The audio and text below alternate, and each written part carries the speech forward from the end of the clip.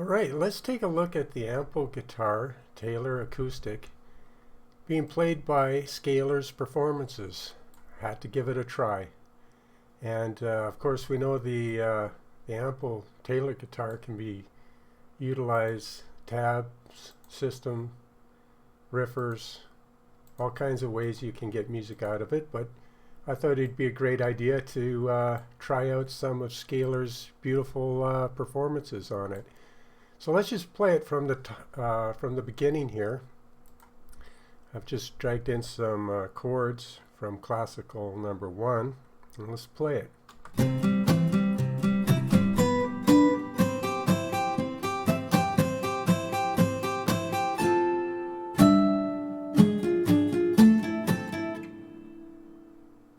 Alright, so what we have here right from the get-go is a nice little classical little piece, which then could be captured and dragged in and manipulated to make it sound the way you want it to sound. But there are a few other considerations one has to think about. Now, when you use a tone generator or arpeggiator of some sort, it throws out a bunch of MIDI notes to whatever VST you have it connected to. So in this case it's Scalar, so we have the first version of our Taylor, which I've just called Taylor High there, and a low version. So, but on this first version we have it set up as Scalar as its input, so it's taking Scalar's notes. Alright, and we've discussed that before, and the same thing with this second one. It's set up to take the same Scalar's notes. Alright, but in case you've tried this yourself with various VSTs, you realize that often these arpeggiators and performance generators, or let's just call them MIDI generators in this case, throw out a bunch of notes, and they're not always exactly in the play space that you want them to be on your VST. So in this case, our performance zone of where we want to play our guitar is in the range from roughly C1 to C5, roughly. And all these other keys are key switches, which might mess up our performance here that we have set on sustain. So we just want this guitar to play sustain, and we want this version to play some mute notes with a strum sample set. Just add some flavor and some spice. So that's what we have set up here. But so how do we do that? How do we control notes that come out of arpeggiators, and how do we control how they come into our VSTs to play them? Well, we have to control those MIDI notes, so I'm sure, well, in Cubase you can use your Midi Modifiers. In Logic, I'm sure they have same type of thing, and also probably in the version that you have in your DAW, whatever that may be. I'm sure there's a way to do it. In this case, a MIDI modifier, we go to note range, so we're on, let's go on this track, first one. We've set up, if you just open it up for the first time, it'll be on off, so turn it from off to note limit. We want to control the note limit, not a randomization. So go to note limit, click on here, we want, double click, we want C1 return, and if it doesn't work that way, simply move these little arrows down, jam it. Not sure why it does that sometimes. Well, let's go to this first. Let's go C5. Alright, and for some reason, I don't know if I'm not doing something right or whatever, but sometimes I have to unjam that and unstick it. So I use a little arrow next to it, and then I double click and set it to C1 return. Now it works. Just a little quirky thing, not sure why, but you know, all softwares has some little quirks. Maybe I'm doing something wrong.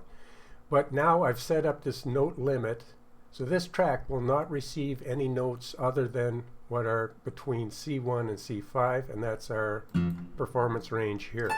Perfect. So no matter what arpeggiator or MIDI generator throws notes into our Taylor guitar, they're filtered just to be in our playable range, and they won't screw up with our mess up our key switches. All right, perfect. we've got it set on sustain, and we've also done the same thing with this guitar. It's set up with palm mutes. All right, let's play the first one here. We'll have the dog play it. Let's go.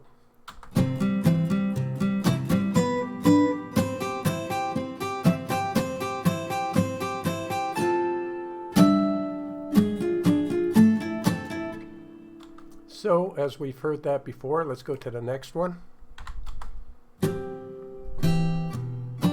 Now this is a nice slow one, but we can still get something out of it. We could either turn this to 2 times, or we could turn up our DAW's BPM way up. Let's go with the 2 times, start over.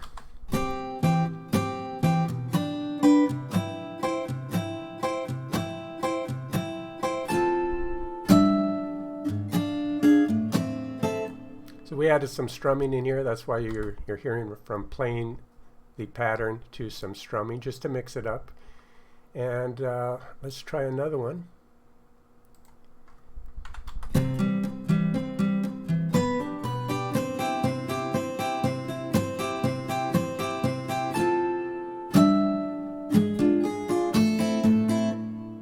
So at any time, you can MIDI capture the performance, run it, play it, capture it, and then drag it into your DAW and fine-tune it, your MIDI notes, to exactly what you want. And that's great. So we know we can do that also.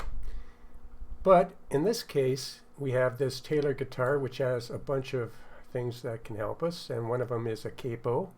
So let's play that exact same one over, but I'm going to move the capo, and you're going to see how it changes and really gives us a nice effect and a different look at it.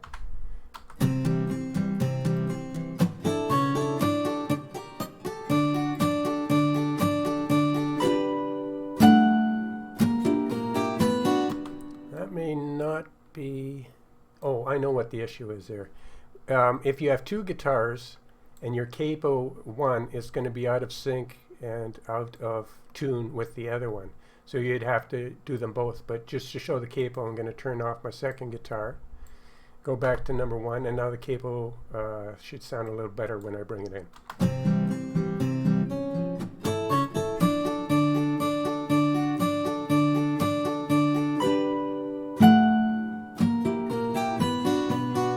So there you go. You can move the capo up and down to give you some effect.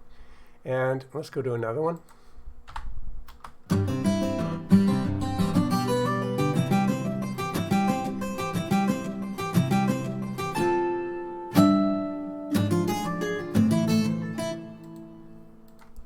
And we can just...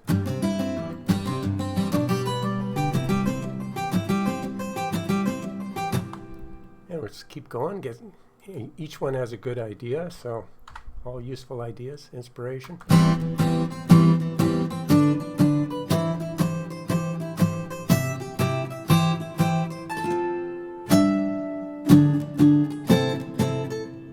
Nice, keep going.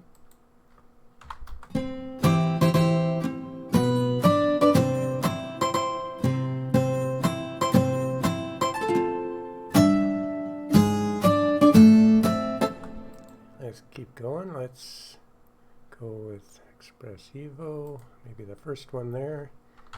Do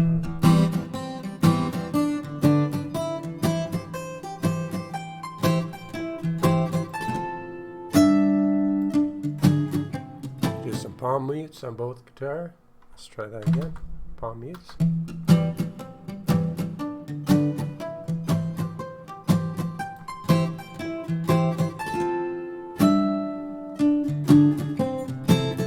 So a lot of great ideas, which you may or may not want to capture and drag in. And as usual, once you drag it in, then you can, if there's issues that you have, you can really change the MIDI to make it work, and you can also change up the different articulations.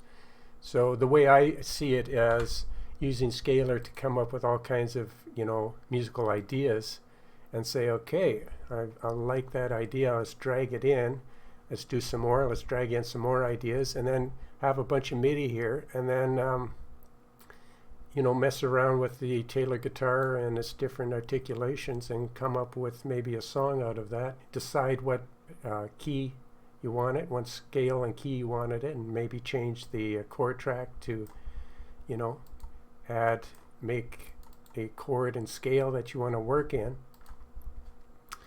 And that's how you would go about grabbing ideas from the scaler and bringing them into your DAW.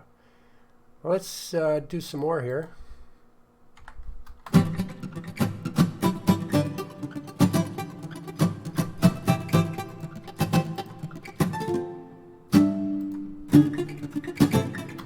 Getting some different effects. And another one.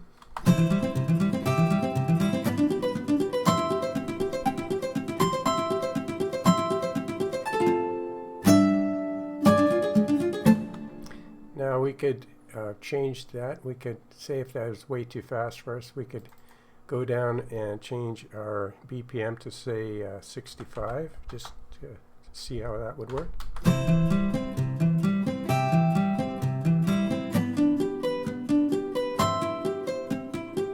And if these notes are too high, you could drag it in, or you could go down over here and edit with the octave. So say overall it's too high of notes, we could take all of these and go down one octave.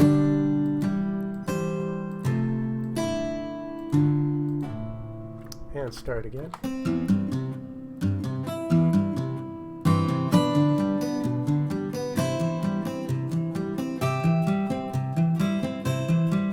And maybe it's a little too slow. We'll just adjust that to 85 BPM.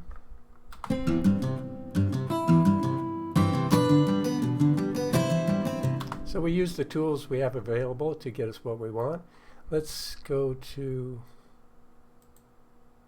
another one here and just keep going through with the ideas. That may be too slow. Let's go back to 120 as our standard.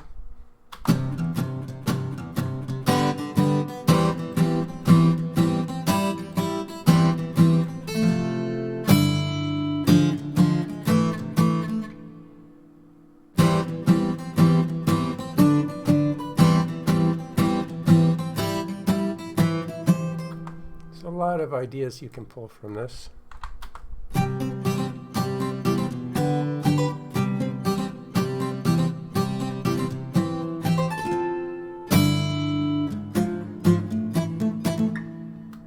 So let's do a phrase. So the first one in the phrase library.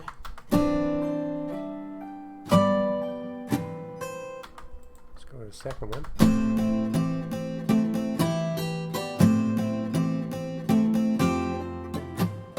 That's a great idea for a song. A very nice acoustic song. You could drag that in and really make a song out of that.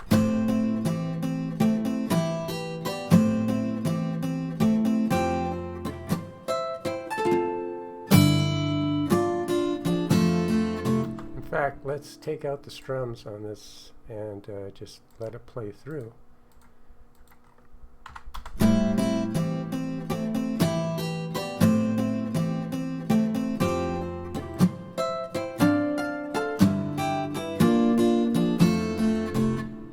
So nice, you know, something like that could really be inspirational. So let's see how that sounds like in scale mode here. Same performance, but with the scale.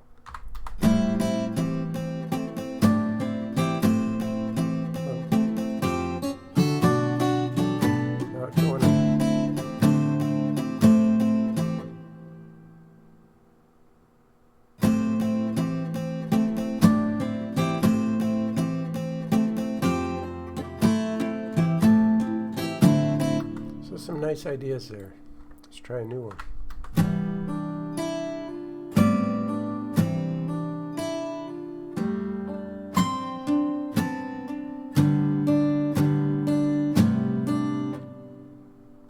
Let's try a new one.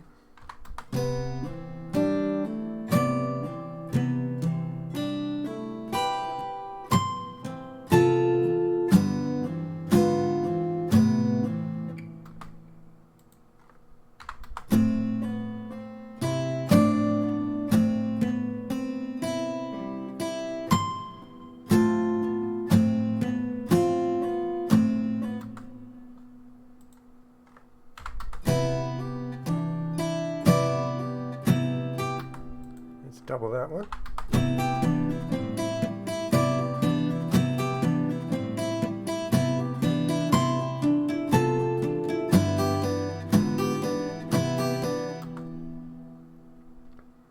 Let's take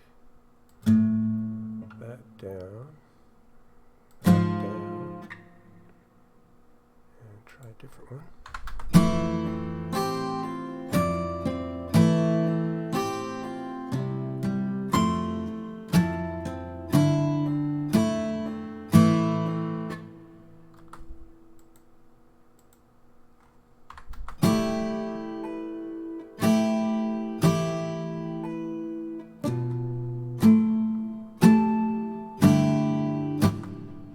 Go back to chord mode and try something from a whole different section here.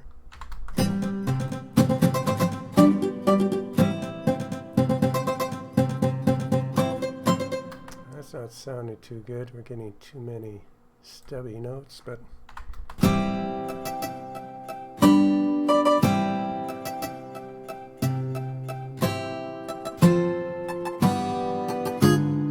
is you could change those really short notes into, if you drag them in, you could change that up, so you could rescue that idea. So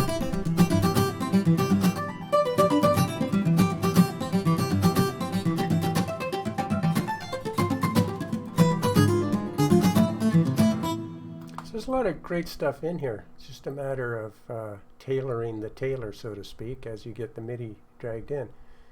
So, but that's what this is all about, just, you know, getting inspiration.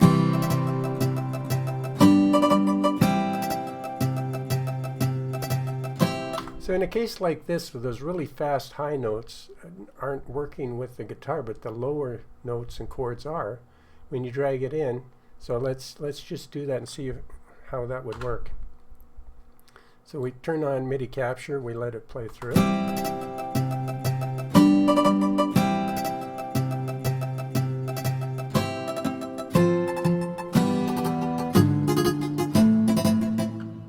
So just say that sounds terrible the way it is, but just for the sake of what we're doing here, now let's just drag it in and see if we can rescue anything from that. And we'll glue it down, double click, and we see we got a bunch of notes that we don't want in there. So here we have all those notes generated, and all these that aren't appropriate for the guitar, we just delete those. And delete those and get rid of the stuff we don't want.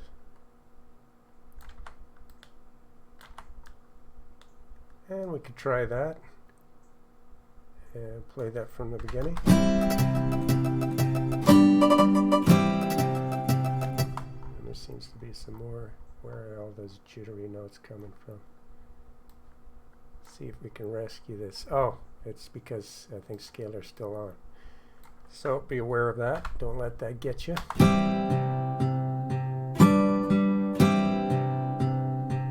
So yeah, I'll tell you that again, just show you that. So oftentimes when I'll drag something in, I'll forget to turn the generator off. Just make sure you gotta turn it off, otherwise it's gonna keep replaying it. So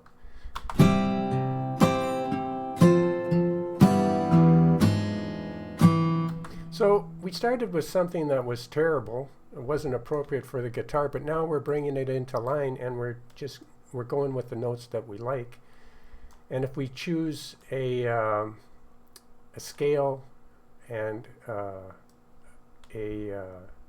like a A major, or if we go up here, we draw in, double click, and say, okay, we want this in D major. So, and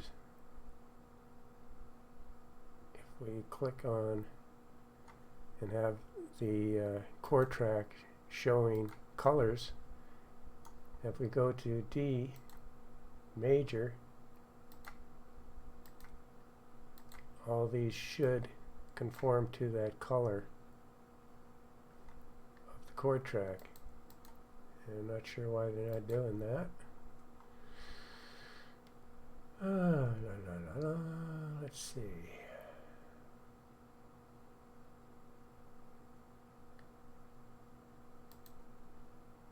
we could have this track chords, go to chords. Oh, maybe that was, it was set to the wrong, it should have been set to chords.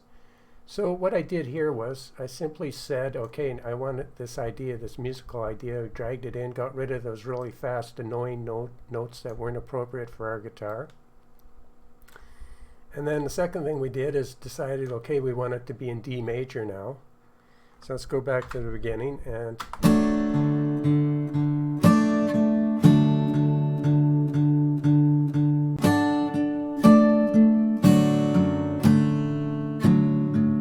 so from here, because we have the chord track set up to give us color help, so we know everything that if I move a note, say there's a lot of notes in here I want to change, you know, maybe move those up. I know the color guide here will tell me, keep me in line with the scale and the notes. So then I rebuild it to something that I like. And we just stay within the colors for now, and we'll check to see how musical it is later. But when you're rebuilding something, it's really handy just to have this color guide to keep you in the scale and the key of whatever you choose up here as you just rebuild something. And then later decide how musical it is, and you may want to go from a note that's right in to one that's just maybe part of the scale. So just in the blue, not the green, and then you can, you know, mess around with things like that. So, but for now, let's just play it. And these notes might be annoying, just the same note. Let's just try to take something that was totally not working, at least try to get it, see how we can build things up really quick to at least have them somewhat work for us. All right.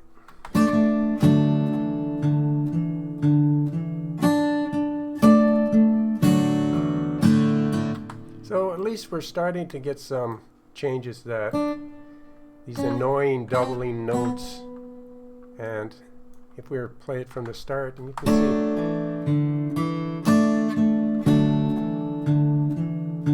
So even, you know, we went from something that was just completely annoying with those notes that were really high up here, just really not appropriate for our guitar, to deciding on a key and changing these annoying little notes on the bottom here to something that at least can be listened to and start to build on. So I just wanted to show that, how you can take some ideas and quickly just throw them in the DAW and start working on them. They don't have to be perfect, because often MIDI generators, they're obviously, when they created this performance, you know, it wasn't, they can't specifically tailor it, so to speak, to a Taylor guitar. They don't know what it is normally going to be you're playing, maybe piano. So they give kind of an average, beautiful musical performances. And so when they spit out notes, you have to use little tricks like setting up the your track Midi modifiers to make sure the notes are controlled. You have to use your mind and say, okay, it doesn't sound perfect here, but when I drag it in, then I can get rid of some of the bad notes, but I can still keep that musical idea. So I'm just trying to show a little bit of that here. But let's go back. Let's get rid of this MIDI and just hear a few more ideas, maybe some triplets. We'll get rid of that and that. Let's play a triplet. Performance, and just continue to get some ideas from these Taylor guitars here. And it'd help if I turned it back on. Remember to turn it back on.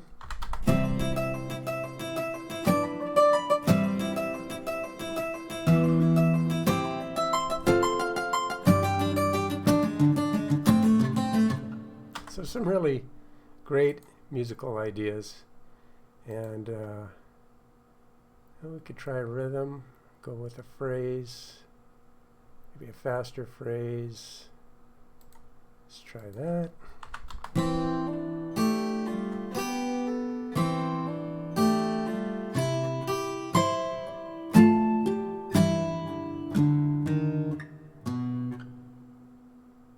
So a little bit slow, but if we, turned up the BPM to 155, start over.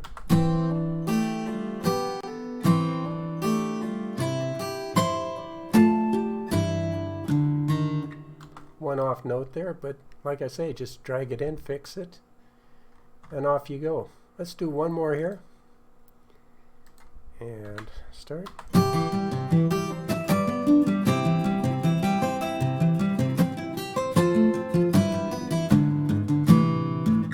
A little bit fast, but I would just change that, so you get the idea. So that's the video for today. If you were wondering what a Taylor guitar would sound like being played by scalar, this was a little glimpse of what you might be able to come up with. I'm sure you could do a lot better than what I did here.